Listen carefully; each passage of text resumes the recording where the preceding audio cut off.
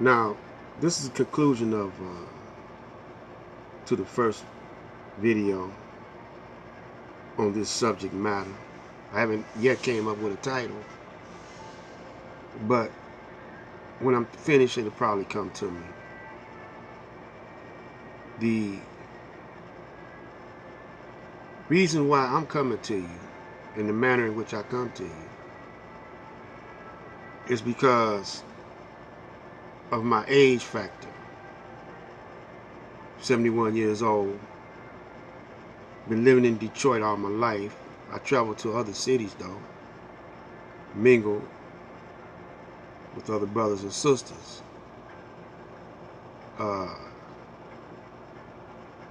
My history is that I'm a musician, songwriter,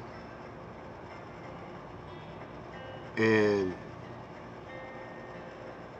also a broadcaster.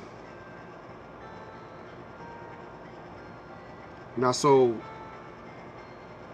reason why my ministry is different from everybody else, what they're trying to do, because I'm not trying to gain popularity in that manner,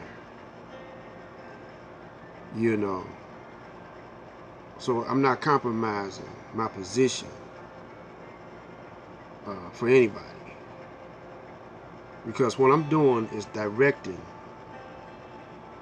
you, the youth, because these old heads, you know, some of them, you know, they might agree, but most of them no. The youth, y'all think everything, most of y'all think, those that are younger than 70 years of age, think that, you know, they know what's happening really going down. But let me say this.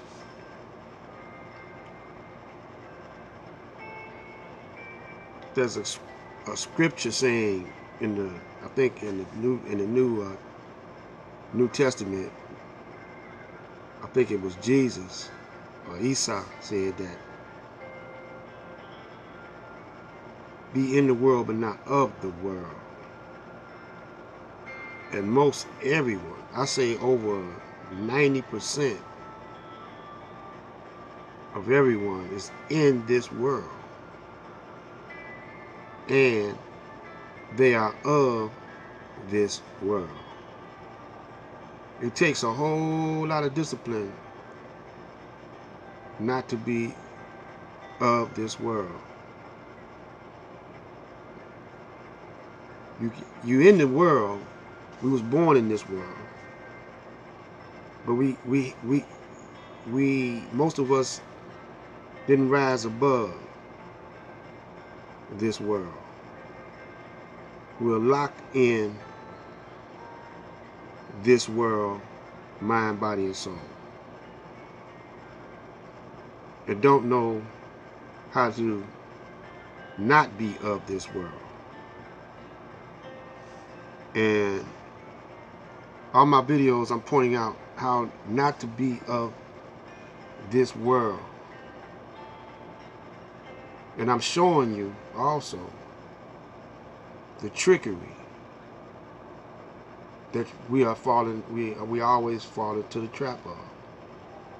These chat rooms are trickery. Chat rooms are tricks to get the masses of the people's viewpoint and opinions, you know. And they make their tricks based on the masses' viewpoint, you know. And when you talk about black consciousness and various movements like the Nation of Islam, various movements like the Hebrew Israelites, the various movements like the Moors and the RBG community and brothers and sisters, the Egyptologists or the Imhotep brothers and sisters, and various brothers and sisters that's dedicated for the uplift of the black man,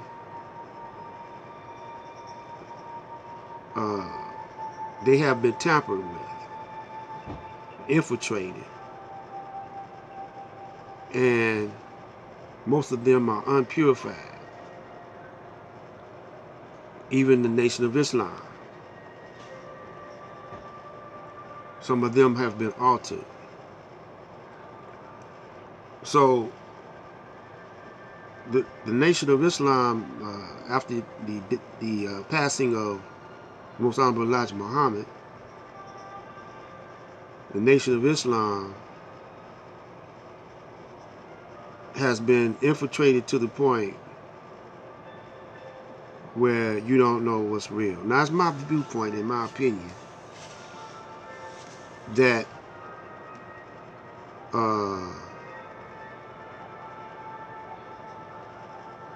all the leaders of black people